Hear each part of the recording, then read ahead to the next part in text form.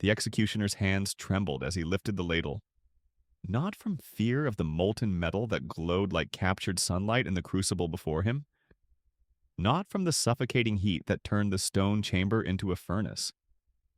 His hands shook because the small figure bound to the chair was just 13 years old. Prince Edward looked up at the man who would kill him, and in that moment, the executioner saw not a threat to the realm, not a political obstacle to be removed, but a child who should have been playing with wooden swords instead of facing real death. The boy's last words would echo through the corridors of Warwick Castle for centuries. "Tell my mother I tried to be brave." Then came the sound no human should ever hear, the hiss of molten lead meeting flesh. The scream that lasted exactly 4 seconds before it stopped forever. This wasn't justice. This wasn't even political necessity. This was the moment when Richard Neville, the Earl of Warwick, crossed a line that would damn his soul and change the course of English history forever. But how does a man decide to murder his own nephew in the most horrific way imaginable? To understand this act of unspeakable cruelty, we must journey back to a time when crowns were won through blood, when uncles killed nephews as casually as they ordered breakfast, and when a 13-year-old boy became the center of a storm that would tear apart the most powerful family in England. Before we delve into our story, I invite you to subscribe to the channel. It is the surest way to join us for every future exploration into the forgotten corners of the past. The year was 1470, and England was a kingdom at war with itself. Not the kind of war fought on distant battlefields between strangers, but the most vicious kind of conflict imaginable. A war between brothers, between fathers and sons, between uncles and nephews. The Wars of the Roses had been raging for 15 years, and the noble families of England had been bleeding each other white in their endless struggle for the throne.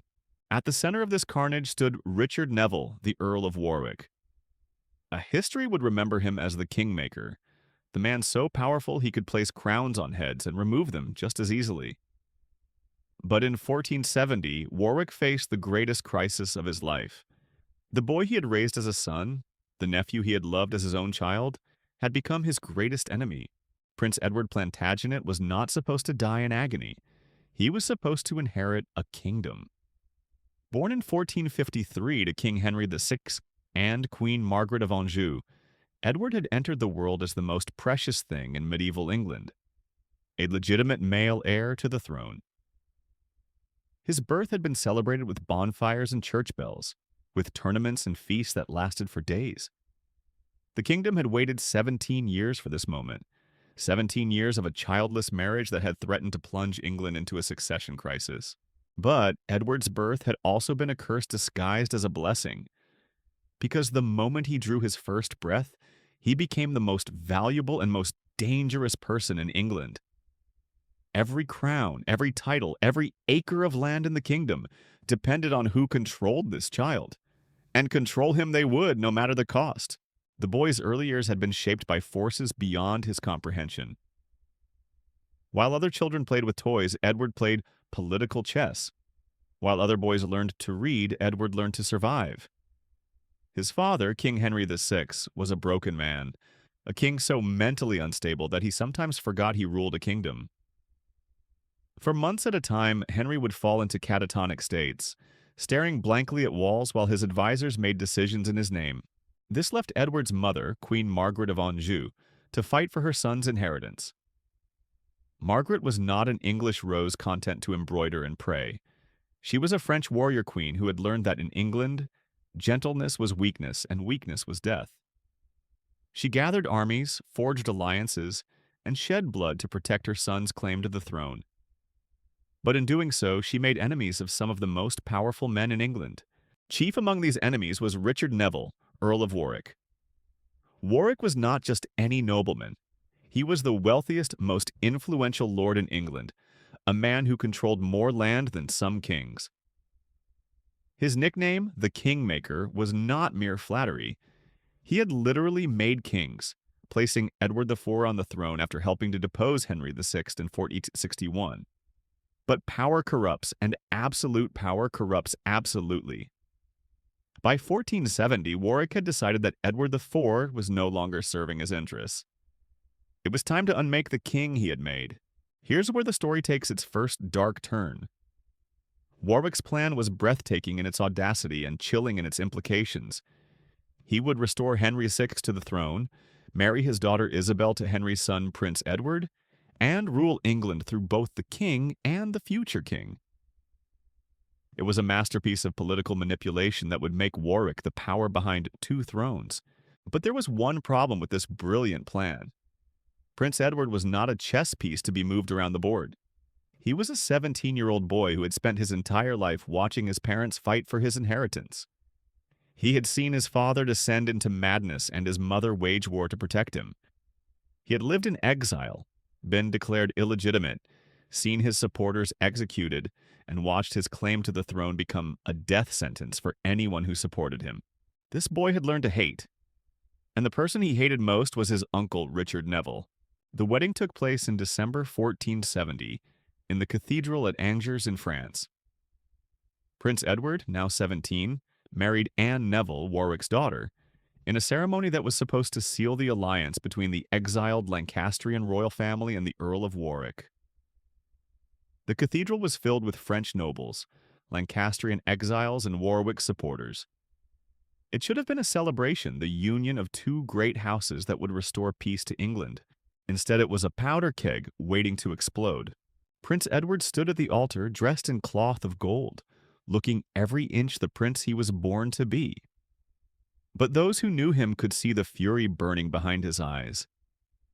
This was not a willing bridegroom celebrating his wedding day. This was a young man being forced into a political marriage with the daughter of the man he blamed for destroying his family. Anne Neville, barely 15 years old, was equally reluctant. She understood that she was not gaining a husband, but becoming a hostage to her father's ambitions. The wedding vows they exchanged were not promises of love, but chains that bound them to a political alliance neither wanted. But it was what happened after the ceremony that revealed the true depths of the hatred between uncle and nephew. At the wedding feast, with wine flowing and musicians playing, Prince Edward stood to address the assembled guests. What he said next would seal his fate. "My lords," the prince began, his young voice carrying clearly through the hall, "you celebrate this union as a path to peace. But I tell you now, there will be no peace while traitors live." His eyes fixed on Warwick as he continued. "Some men in this hall have betrayed their oaths, abandoned their king, and sought to profit from England's misery. When I am restored to my father's throne, I will remember every betrayal, and I will have justice." The hall fell silent. Every person present understood that Prince Edward had just declared war on his own uncle, the man whose support he needed to reclaim his throne. It was political suicide, but it was also the declaration of a young man who had been pushed too far. Warwick's face showed no emotion, but those who knew him could see the cold rage building behind his eyes. He had not spent years planning this alliance only to be humiliated by a 17-year-old boy. The Kingmaker had created and destroyed monarchs. He would not be threatened by a child, even if that child was his nephew. The confrontation that followed took place in private, but servants later whispered about what they had heard. Shouting voices, the crash of overturned furniture, and finally, ominous silence. When Warwick emerged from the chamber, his face was set in stone. Prince Edward did not appear for the rest of the evening. What had been said in that room? What threats had been made? What lines had been crossed? The servants who cleaned the chamber the next morning found wine stains on the walls, a broken chair, and scratches on the wooden table that looked like they had been made by fingernails clawing desperately at the wood. But the most chilling discovery was a single word carved into the windowsill, with what appeared to be a dagger point. Murderer. Whether it had been carved by uncle or nephew, no one could say. But it was a prophecy that would soon come true.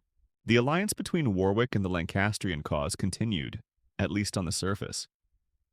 Plans were made for an invasion of England, for the restoration of Henry VI, for the placement of Prince Edward as heir apparent.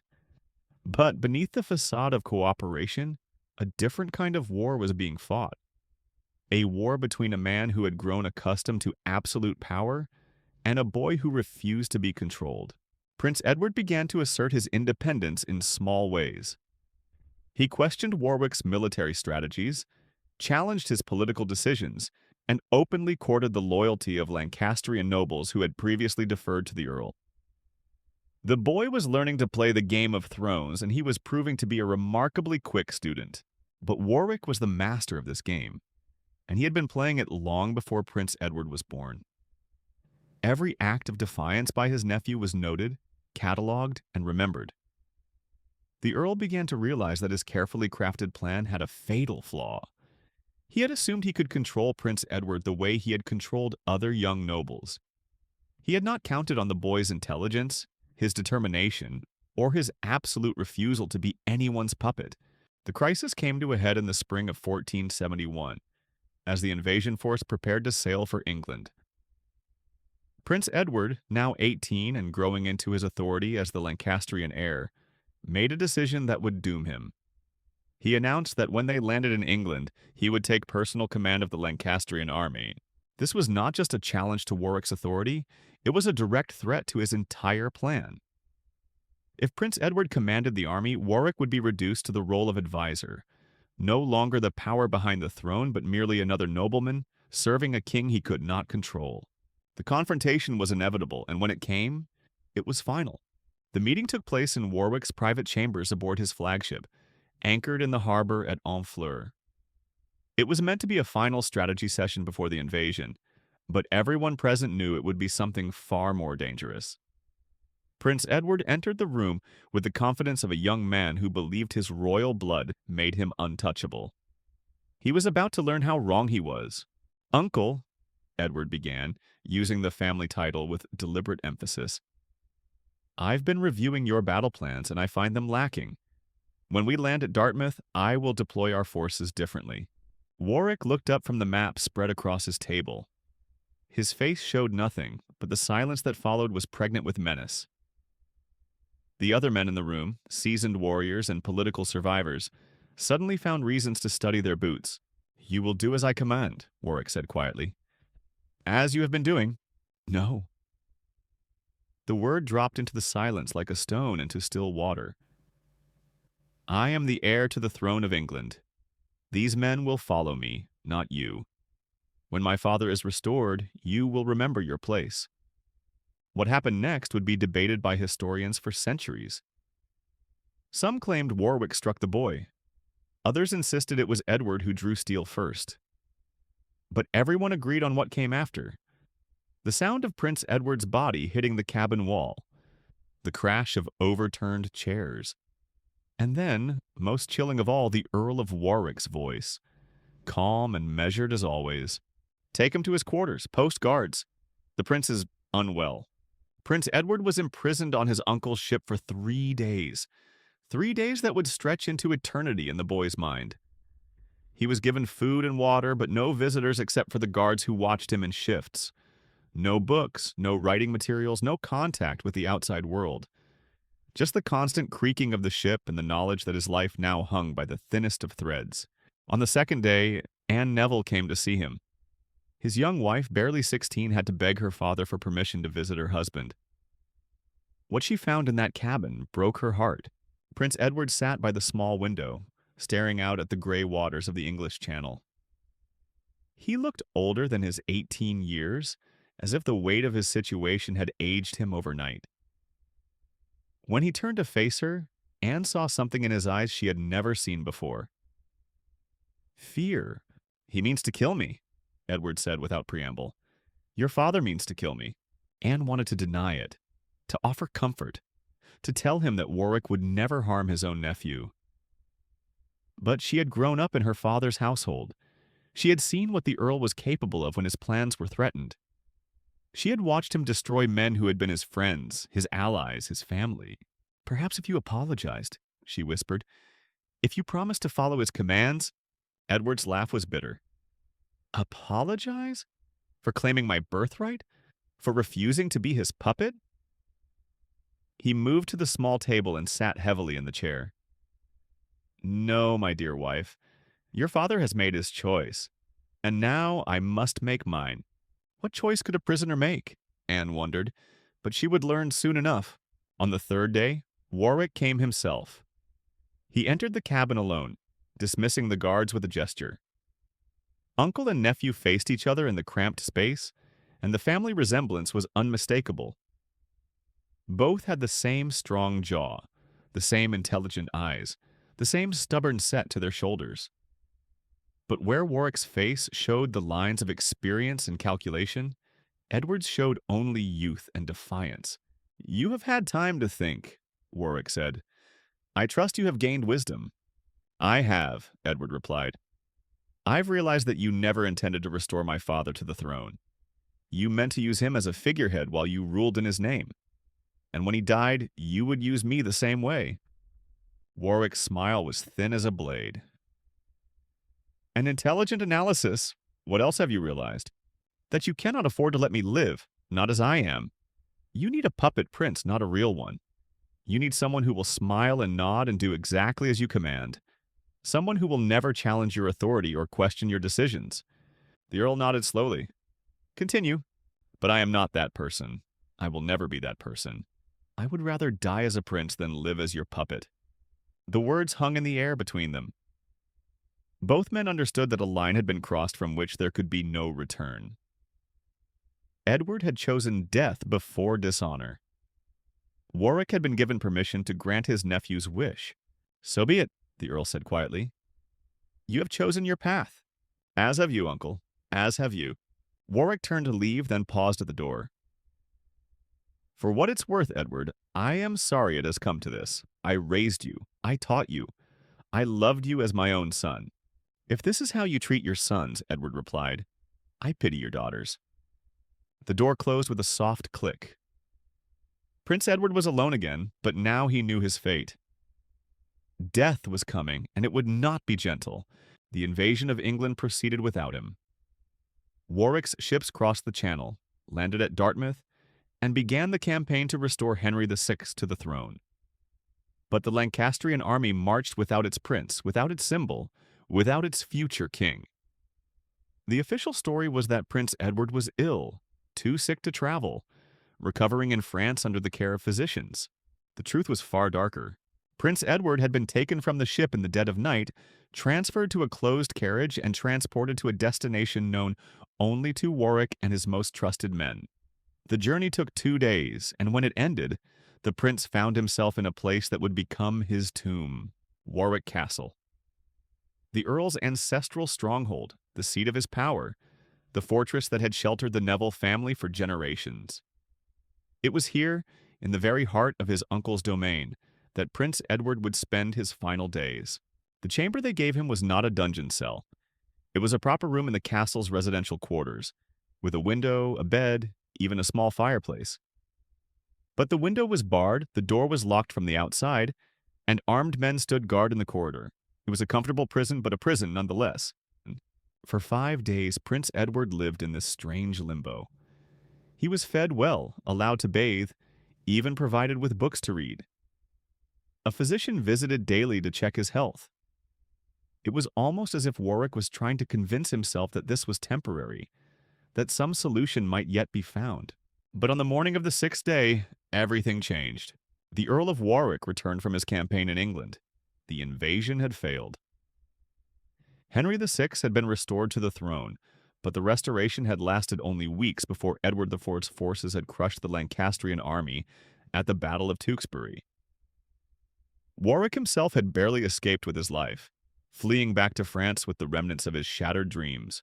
When he arrived at his castle, his face was haggard, his clothes were travel-stained, and his eyes held the hollow look of a man who had lost everything. His great gamble had failed. His alliance with the Lancastrians was in ruins. His reputation as the Kingmaker lay in tatters, and in his castle sat the living symbol of that failure. Prince Edward, the boy whose defiance had helped doom the entire enterprise.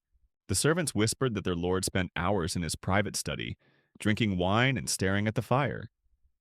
They said he spoke to himself, arguing with invisible opponents, sometimes laughing bitterly, sometimes pounding his fist on the table. The greatest political mind of his generation was wrestling with a decision that would define his legacy forever. On the second night after his return, Warwick summoned his most trusted advisor, Sir James Tyrrell. What passed between them in that meeting would never be fully known, but when Tyrrell emerged from the study, his face was pale and his hands were shaking. The order had been given. Prince Edward would die. But this would not be a simple execution. This would not be a quick sword thrust or a merciful hanging.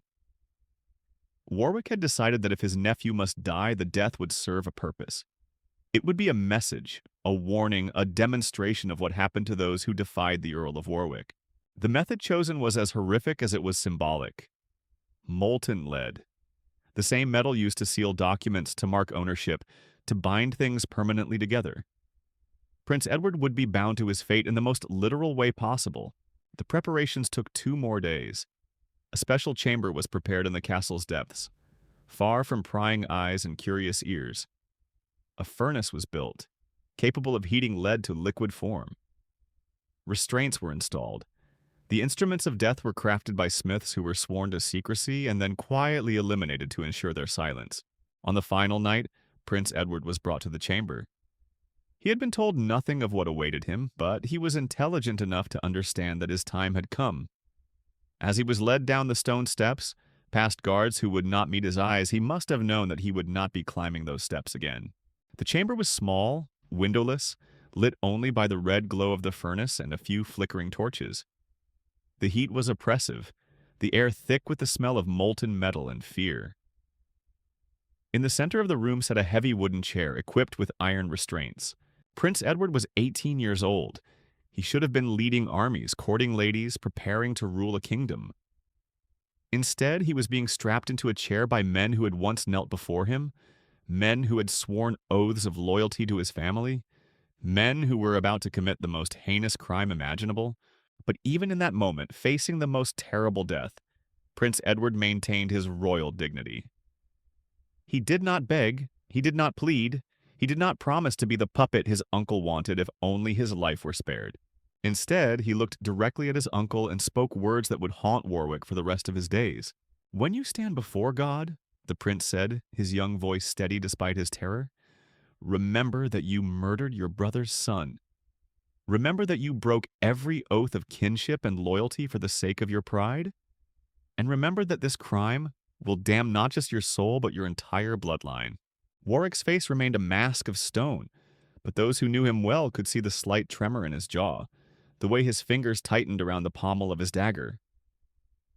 The boy's words had found their mark, cutting deeper than any blade ever could. But the Earl had come too far to turn back now. His political survival depended on eliminating this threat, this living reminder of his failed ambitions. "Your words change nothing," Warwick replied, though his voice lacked its usual commanding strength. "You chose defiance over wisdom. You chose death over obedience. This is the consequence of your pride, not mine." The executioner stepped forward, a man whose name history would mercifully forget. He had performed many dark deeds in service to the Earl, but nothing like this. His hands shook as he approached the crucible where the lead glowed white-hot, ready to pour death in liquid form. But Prince Edward was not finished. Even bound to that terrible chair, even facing the most agonizing death imaginable, he summoned the strength to speak again.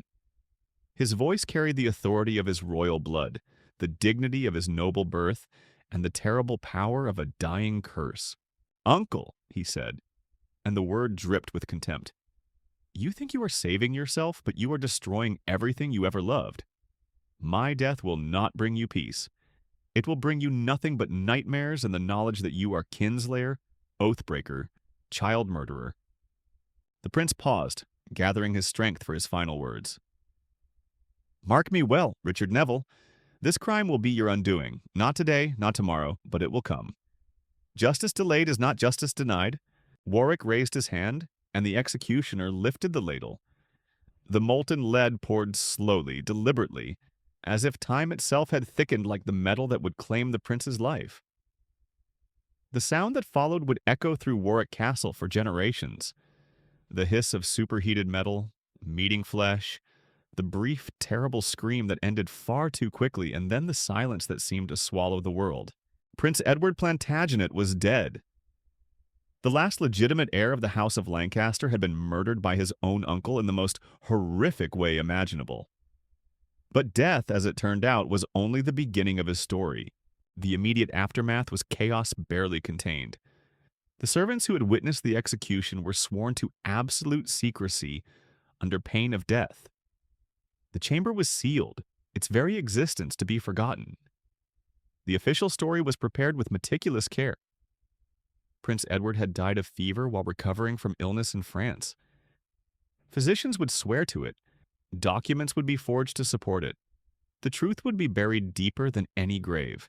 But secrets have a way of refusing to stay buried, especially secrets soaked in innocent blood.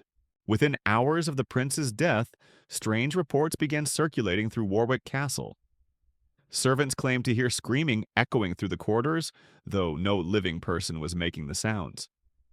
Guards reported seeing a young man in royal dress walking the battlements at midnight, always disappearing when approached. The very stones of the castle seemed to absorb the horror of what had been done within its walls. Sir James Tyrrell, Warwick's most trusted advisor, and the man who had arranged the execution, was the first to crack under the psychological pressure. Within a week of Prince Edward's death, Tyrrell was found in his chambers, raving about molten metal and royal curses. He claimed the dead prince visited him nightly, showing him the terrible wounds that had ended his life. "He stands at the foot of my bed," Tyrrell babbled to the castle physician. "He shows me his burns, he speaks of justice, he tells me my name is written in hell's ledger alongside his uncle's. I cannot sleep, I cannot eat, I cannot escape the sight of what we have done." The physician administered sleeping draughts and calming herbs, but nothing could quiet Tyrrell's torment. Within a month, the man who had helped orchestrate the murder of Prince Edward was found hanging from the rafters of his chamber, his face frozen in an expression of absolute terror. The official cause of death was melancholy brought on by the stresses of war. The truth was that James Tyrrell had been driven to suicide by guilt and horror at his role in child murder. He was the first casualty of Prince Edward's curse, but he would not be the last. Warwick himself seemed immune to the supernatural terror that was consuming his household. The Earl continued his political machinations, his military campaigns, his endless quest for power and influence. But those closest to him noticed subtle changes in his behavior. He no longer slept in his private chambers, claiming they were too cold despite the roaring fires. He avoided the lower levels of the castle entirely, conducting all business in the Great Hall or his study. Most telling of all, Warwick began to obsess over his legacy. He commissioned scribes to write histories of his achievements, poets to compose verses celebrating his victories, artists to create portraits showing him in glory. It was as if he was desperately trying to build a monument to his greatness that would overshadow the terrible crime he had committed in that sealed chamber. But history has a way of remembering what powerful men try to forget. The first crack in Warwick's carefully constructed lie came from an unexpected source. His own daughter, Anne Neville, Prince Edward's widow. The young woman had returned to England after her husband's supposed death from fever, but she carried with her a grief that seemed far too deep for a political marriage that had lasted only months. Anne knew. Perhaps not the specific details of how her husband had died, perhaps not the horrific method chosen by her father, but she knew that Prince Edward had not died of natural causes. She had seen the fear in his eyes during their last meeting, heard his prediction that her father meant to kill him. When news came of his death so soon after their conversation, she understood the truth immediately. The young widow became a living accusation against her father. Her constant mourning, her refusal to remarry, her insistence on wearing black for a husband she had barely known, all of it spoke to a knowledge that she dared not voice aloud. But her very presence in Warwick's household was a reminder of what he had done, a ghost of conscience that haunted his waking hours. Anne's grief began to manifest in ways that terrified the castle's inhabitants. She would walk the corridors at night, searching for something or someone that could not be found. Servants reported seeing her standing outside the sealed chamber where her husband had died, pressing her ear to the door as if listening for sounds from within. She began to speak to empty rooms, conducting conversations with an invisible companion who answered only in her imagination. The psychological pressure was breaking down everyone who had been touched by Prince Edward's murder. The castle that had once been Warwick's pride became a monument to guilt and horror. Servants fled in the night, claiming the very walls were cursed. Knights who had served the Earl for decades requested transfers to distant holdings, unable to bear the oppressive atmosphere that seemed to permeate every stone. But the curse of Prince Edward was not content to remain within Warwick Castle. It began to spread, touching everyone who had played a role in the conspiracy, everyone who had benefited from the prince's death, everyone who had remained silent about the truth. The executioner who had poured the molten lead was found dead in a London tavern, his body bearing burns that no one could explain. The guards who had witnessed the murder began dying one by one. Some in accidents, some of mysterious illnesses, some by their own hands. The smiths who had prepared the execution chamber and then been killed to ensure their silence had left families who now lived in poverty and fear, never knowing why their husbands and fathers had vanished. Each death, each tragedy, each moment of suffering seemed to feed the growing legend of Prince Edward's curse. The boy who had been murdered in secret was becoming more powerful in death than he had ever been in life. His name was whispered in taverns and marketplaces. His story passed down through ballads and folktales, his curse invoked by those who sought justice against the powerful. Warwick tried to maintain his political activities, but his influence was waning. Other nobles began to distance themselves from him, sensing that something fundamental had changed about the Earl. His military campaigns met with unexpected defeats. His political alliances crumbled. His wealth began to drain away through a series of unfortunate investments and betrayals. Most damaging of all, rumors about Prince Edward's true fate began to circulate. They started as whispers among servants and soldiers, but gradually spread to the merchant classes, the minor nobility, and eventually to the royal court itself. No one dared speak openly of murder and molten lead, but everyone understood that the official story of death by fever was a lie. The psychological warfare was devastating. Warwick found himself constantly looking over his shoulder, wondering who knew the truth, who might be gathering evidence, who might be preparing to expose his crime. Every conversation seemed to carry hidden meanings. Every glance seemed to hold accusation. Every silence seemed pregnant with threat. The Earl's paranoia began to consume him. He dismissed longtime allies, convinced they were plotting against him. He executed servants on suspicion of spreading rumors. He moved from castle to castle, never staying in one place long enough to feel secure, always certain that enemies were closing in. But the greatest enemy was within his own mind. Warwick began to experience what modern psychology would recognize as severe post-traumatic stress. He suffered from nightmares that left him screaming in the night, visions that showed him the prince's final moments over and over again. He developed an obsessive fear of fire and hot metal. Unable to bear the sight of furnaces or forges, the Earl who had once been called the Kingmaker was becoming a broken man, destroyed not by external enemies but by the weight of his own conscience.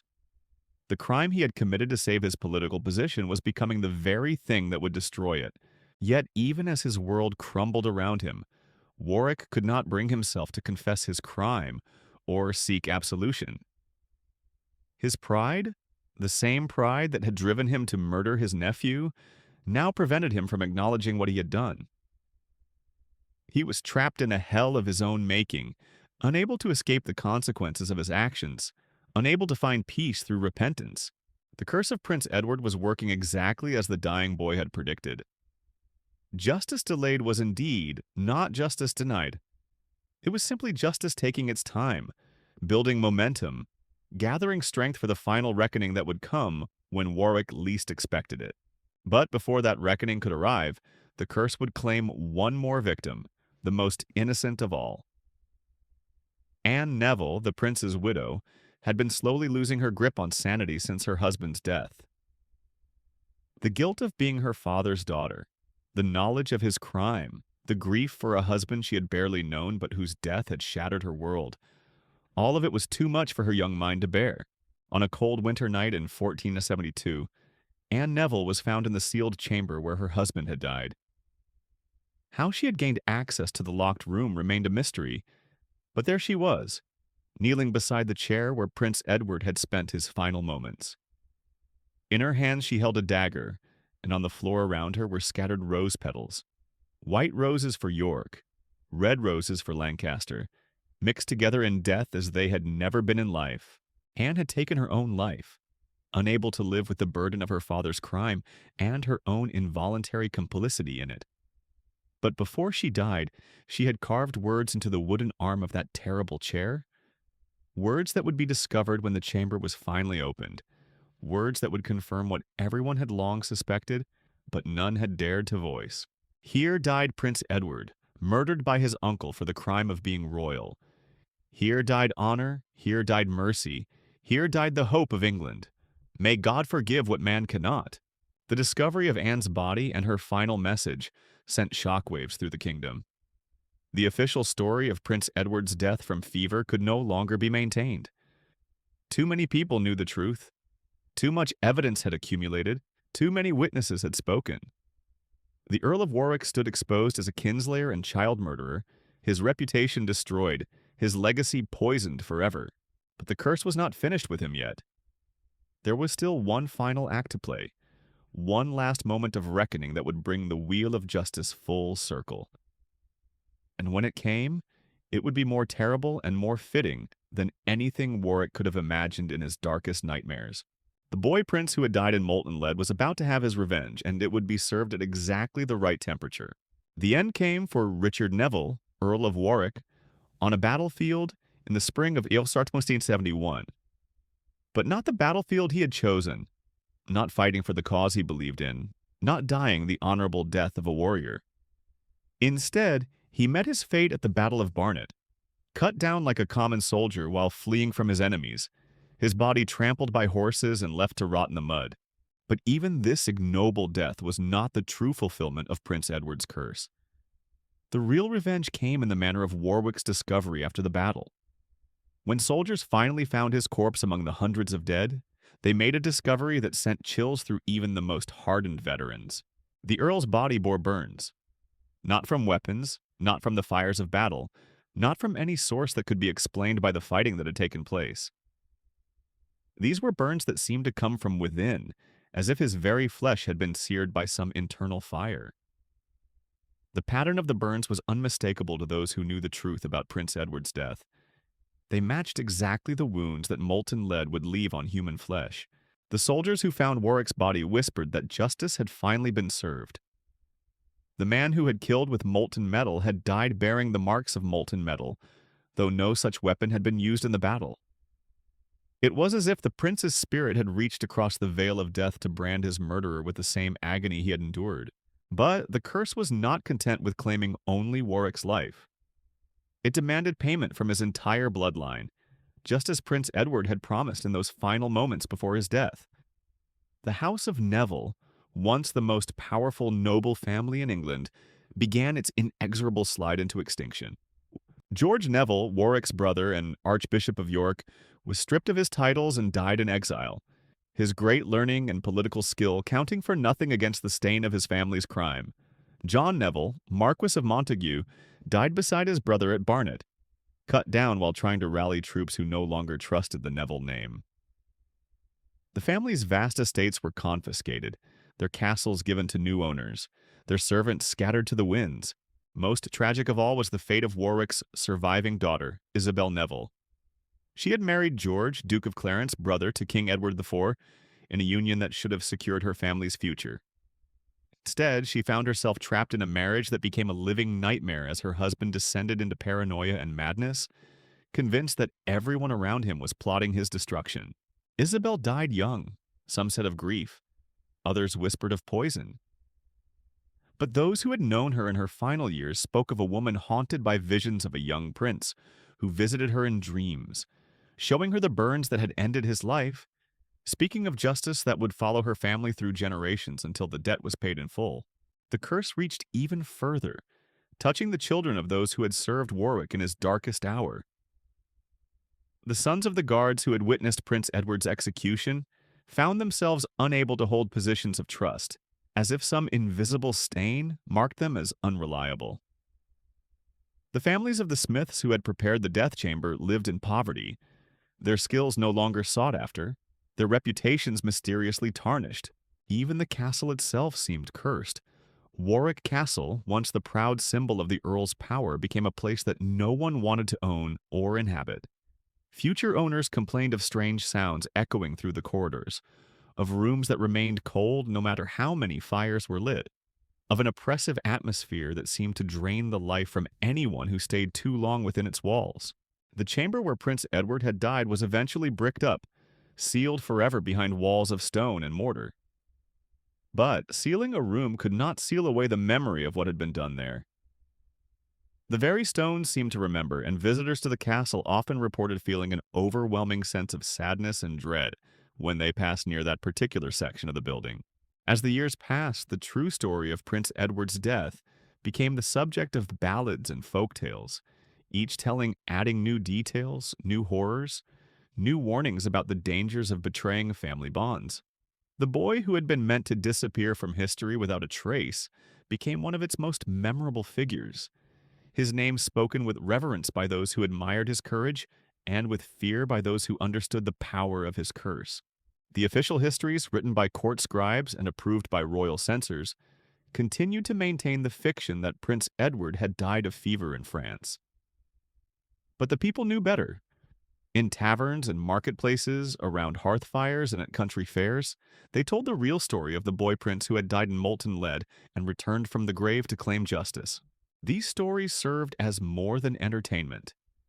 They were warnings, cautionary tales about the consequences of betraying those who trusted you, of placing ambition above family loyalty, of believing that power could protect you from the judgment of heaven. The curse of Prince Edward became a moral lesson that parents told their children, a reminder that some crimes are so terrible they echo through eternity. But perhaps the most chilling aspect of the curse was how it seemed to know exactly when and how to strike. It did not act randomly or in anger. It waited, patient as death itself, for the perfect moment to claim each victim. It struck when they were at their most vulnerable, when they had the most to lose, when the fall from grace would be most devastating. This calculated precision suggested something far more terrifying than simple supernatural revenge. It implied an intelligence behind the curse, a consciousness that could plan and wait and choose its moments with deadly accuracy. The spirit of Prince Edward, it seemed, had learned the art of political manipulation from his uncle, and now used those same skills to orchestrate the destruction of all who had wronged him. The curse became self-perpetuating, feeding on fear and guilt until it took on a life of its own. Men who had played even small roles in the conspiracy began to see omens everywhere, to interpret every misfortune as a sign that their time had come. This paranoia often led them to make fatal mistakes, to trust the wrong people, to take desperate actions that sealed their doom.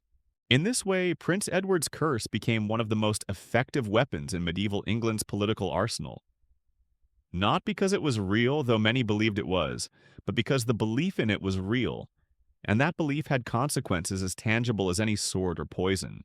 The boy who had died at 18, who had never ruled a kingdom or led an army or achieved any of the great deeds expected of a prince, had accomplished something far more lasting than any crown could have given him. He had created a legend that would outlive empires, a story that would be told for centuries, a curse that would be invoked whenever justice seemed impossible, and revenge appeared to be the only answer. And in the end, perhaps that was the greatest victory of all. Prince Edward Plantagenet, murdered by his uncle in the depths of Warwick Castle, had achieved the one thing that had been denied to him in life. He had become immortal, not through the glory of battle or the achievements of rulership, but through the terrible power of a story that refused to be forgotten. The boy prince drowned in molten lead had risen from his grave, not as a ghost, but as something far more dangerous. He had become a warning written in blood and fire, a reminder that some crimes are too terrible to be forgiven, too monstrous to be forgotten, and too evil to go unpunished. The final chapter of this dark tale reveals perhaps the most disturbing truth of all. The curse of Prince Edward didn't end with the destruction of his murderers. It evolved, becoming something far more insidious and long-lasting than anyone could have imagined. In the decades following Warwick's death, historians began to notice a pattern. Every major political betrayal in England seemed to echo the original sin committed in that sealed chamber. Uncles turned against nephews, brothers murdered brothers, and children were sacrificed on the altar of ambition with increasing frequency. It was as if Prince Edward's death had opened a wound in the very soul of English nobility, a wound that would never heal. The most chilling example came during the reign of Richard III, when the young princes in the Tower disappeared under circumstances that bore an eerie resemblance to Prince Edward's fate. Two innocent boys, heirs to the throne, vanished without a trace while in the care of their uncle. The parallel was so obvious that even contemporary chroniclers noted it, whispering that the sins of one generation had cursed all who came after. But the curse reached beyond individual deaths. It infected the very concept of royal succession itself. The Tudor dynasty that eventually claimed the throne built their legitimacy partly on the memory of Prince Edward's martyrdom, painting themselves as the righteous heirs who would restore honor to a bloodline stained by fraternal murder. Henry VII deliberately cultivated the legend of the murdered prince, commissioning artwork and literature that portrayed Edward as a Christ-like figure sacrificed for England's sins. This mythologizing served a dual purpose. It legitimized Tudor rule while simultaneously creating a powerful political weapon. Any future pretender to the throne would have to contend not just with Tudor armies, but with the moral weight of the curse. To challenge the Tudors was to risk awakening the spirit of Prince Edward, to invite the same fate that had befallen Warwick and his allies. The psychological impact on English nobility was profound and lasting. Families that had survived the Wars of the Roses found themselves constantly looking over their shoulders, wondering if their ancestors had played some role in the prince's death, if some forgotten connection might bring the curse down upon their heads. This paranoia influenced marriage alliances, business partnerships, and political decisions for generations. Perhaps most remarkably, the story of Prince Edward's death began to influence legal and moral thinking throughout Europe. Scholars and theologians used his case as an example of divine justice, arguing that certain crimes were so heinous they demanded supernatural punishment. The concept of familial guilt, the idea that entire bloodlines could be cursed for the sins of one member, gained new credibility through Edward's legend. The castle where he died became a pilgrimage site of sorts, though not in any official capacity. People came from across England to stand outside its walls, to feel the weight of history, to whisper prayers for the boy prince whose life had been cut short by ambition and cruelty. Some claimed to see his spirit walking the battlements at dawn. Others heard his voice carried on the wind, still calling for justice after all these years. What makes Prince Edward's story truly exceptional is how it transformed from historical fact into something approaching religious doctrine. The boy who died in molten lead became a saint in all but name, a martyred prince whose suffering had revealed the true cost of political ambition. His story served as a moral compass for a nation still struggling to understand how civilized people could commit such acts of barbarism against their own blood. The curse evolved with the times, adapting to new forms of political treachery and family betrayal. During the English Civil War, both sides invoked Prince Edward's memory, each claiming to represent the righteousness he embodied. Parliamentary forces painted King Charles III as another Warwick, a tyrant who would sacrifice his own people for power. Royalists countered that the parliamentarians were the true kinslayers, destroying the sacred bond between ruler and subject. Even today, more than 5 centuries after his death, Prince Edward's story continues to resonate. Modern historians studying the Wars of the Roses inevitably return to that sealed chamber in Warwick Castle, trying to understand how a political alliance could have devolved into such unspeakable horror. The boy's death stands as a watershed moment, the point at which medieval politics crossed a line from which there could be no return. The curse of Prince Edward Plantagenet reminds us that some stories are too powerful to die, too important to forget, and too terrible to forgive. In an age where we debate the nature of justice, the weight of family loyalty, and the price of ambition, his tale speaks across the centuries with undiminished force. The boy prince drowned in molten lead achieved something that no crown could have given him.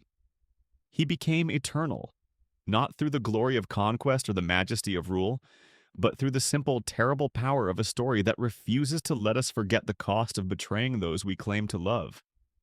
His curse lives on, waiting patiently for the next uncle who believes power matters more than family, the next ambitious lord who thinks murder can solve political problems, the next generation that needs to learn why some lines should never be crossed. In the end, Prince Edward got his justice. Not quickly, not cleanly, but completely and eternally. The boy who died screaming in a castle dungeon became the voice that would echo through English history, reminding each new generation that some crimes are too monstrous to be buried, too evil to be forgotten, and too terrible to go unpunished. And in that triumph of memory over murder, of justice over power, perhaps there lies a lesson for us all.